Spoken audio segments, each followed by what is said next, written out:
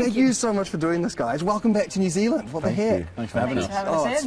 I'll take full responsibility for welcoming you in. It's awesome. Last time you guys were here was Town Hall. I was there. I got COVID.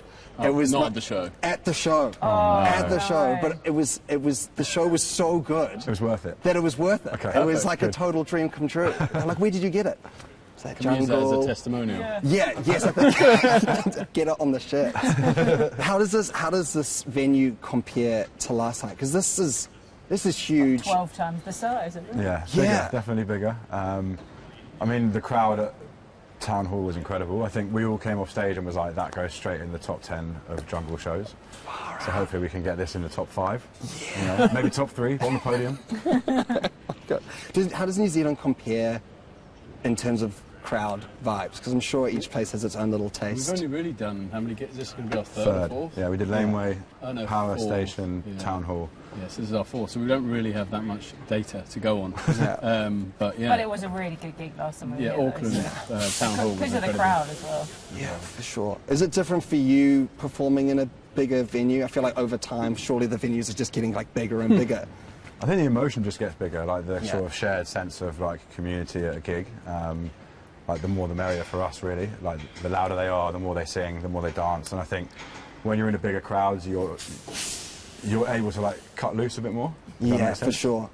For sure. I think I'd be terrified if it was me doing a bigger show like this. Does that ever come in for you guys, like the bigger shows, or is it just the fact that you're doing show after show after show, you don't really feel it? The smaller ones are more nerve-wracking, I think. Mm-hmm. Really? Definitely, because they're a lot more intimate, you're a bit more exposed. I don't think we could play to 10 people. No, yeah. You all right? How you doing?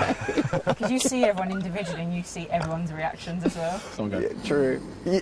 Oh my God. And then here it'd just be like pitch black. I guess that's the dream. Yeah. Far out. That's the dream. You are going to Melbourne next. That's like on Saturday. Do you have any time to chill here and spend some time in New Zealand? We were lucky enough to get a week off, and we spent it in Wahiki Island, which is literally the most idyllic place I've ever been to. So, yeah. Caught a fish. Caught a fish. Oh, nice. Ate the fish. That was lovely. So, yeah, sign me up for New Zealand. We're big fans. I feel like Waihiki's got it all as well, because you've got like the wineries, and then you've also, it's like everyone either lives in like a mansion or like a yurt. It's like those are the two Waihiki vibes. That's so sick. But then like, I made a list.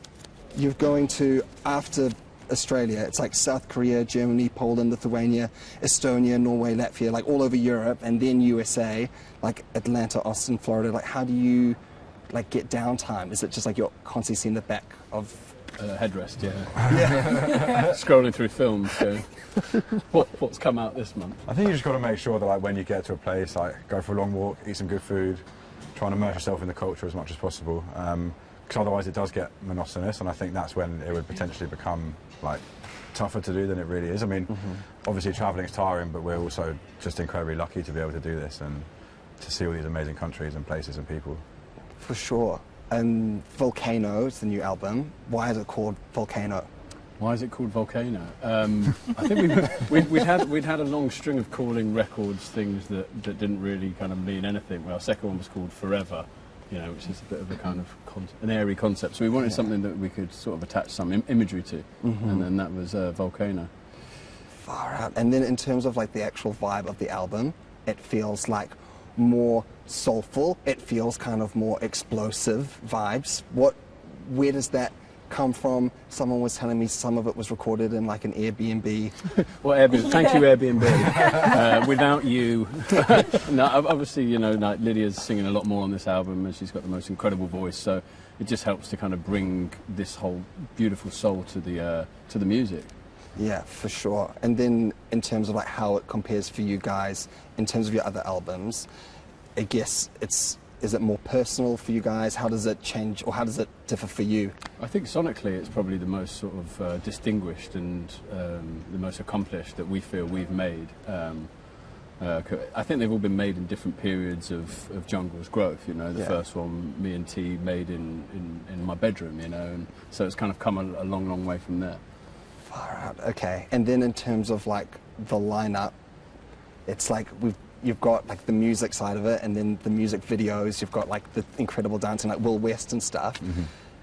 In terms of that, do you guys have a lot of creative control over that? Do you just say, okay, dancers, you do your thing? Yeah, I think we've always sort of stuck to dance over the years because it's sort of the most honest representation of how to kind of react to the music. And we found Will on the second record, and he appeared in Casio. And when you see Will dance, you're like, wow, this guy's really got something special. Yeah. So I think we kind of wanted to build it up from there and almost create this sort of series thing. You know, everyone was watching Netflix, and we were like, oh, wouldn't it be amazing if you could keep kind of relating to these characters' stories? So, you know, hats off to the amazing dancers and the incredible choreographers that we work with. Yeah, for sure. And then it's like gone insane on TikTok. Just like so many people doing the dance, so like people engaging with the music in a different way. Like, is that the kind of stuff that you're seeing while you're on tour? Like you're just like seeing videos come out? Like what is that like from your end? Yeah, it's interesting. I think it's funny when you make a song that you have sort of no expectations of going viral with. I mean, I think that's the main thing for us, is just to make art that we love and that we can sit there and watch and engross ourselves in and get an emotional feedback from. I think if you'd asked us, like, what's the song that's going to go viral on this album, Back on 74 would have been like almost at the bottom of the list, because it felt to us like such a personal thing and something that felt quite sacred between the three of us. And then obviously the choreography is amazing. Like the first time I watched that video back in full, I was just in tears because it was just so beautiful. And to see how it's grown outside of anything that we could have ever imagined it's really special. Liz was saying it's funny you can't really choose which bit of the song pops off. Yeah, it's funny that the bit that's gone viral is like, no. It's like the end, middle eight, isn't it? Yeah, like the seagull part. Is like, very funny. The seagull part. Every time I open my app on TikTok, it's like, oh, again. What's that bird? Is that outside? And there's like a sped up version. Oh my God. No, not again. That's classic. It's so funny to think that you also are surprised by it, because I mean, it's just popped off so hard that it looks. You think, man, like masterminds, like they've coordinated this, like they've just worked it out. Yeah. You can't, but like you know, you can't plan it. Like it's impossible.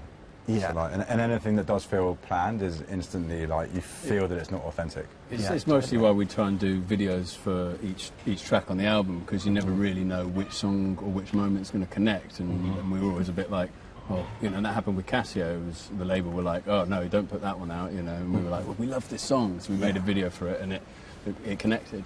Far out, that's so sick. And then in terms of like I guess there's like the Who's Jungle, and then so there's been you two, and then you joined in like 2021. Gate crashed really at some point. Pretty good gate crasher. Yeah.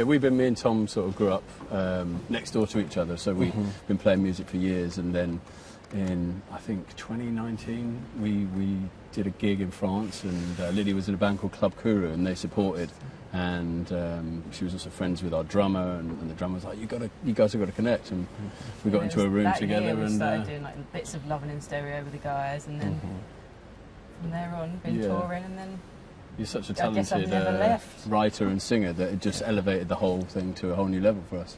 Alright. And it was cool when we went to the gig in Town Hall.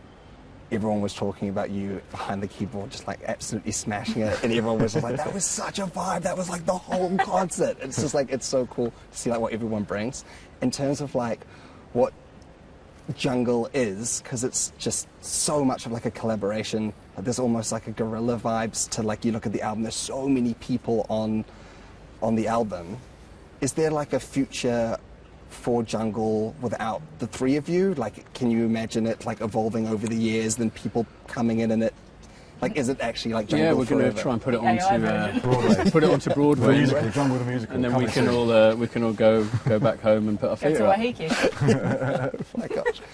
Those are all my questions for you guys. Thank you so much. No, oh my gosh, it was so my pleasure. Thank you for sitting down. It was I'm trying to think if sick. I've got any questions for you while I'm here. Yeah, I was going to say anything you Well, we wanted need to add. to talk about your incredible rise from working here. Yeah. in Oh my security. gosh. No, nothing to being, add. uh, So there. what year natural did that pleasure. happen? How did it make you feel? We're going to make sure this gets cut in. So Disaster.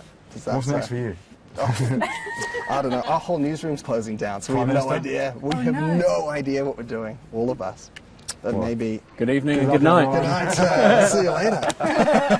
That's the last broadcast. Thanks, guys.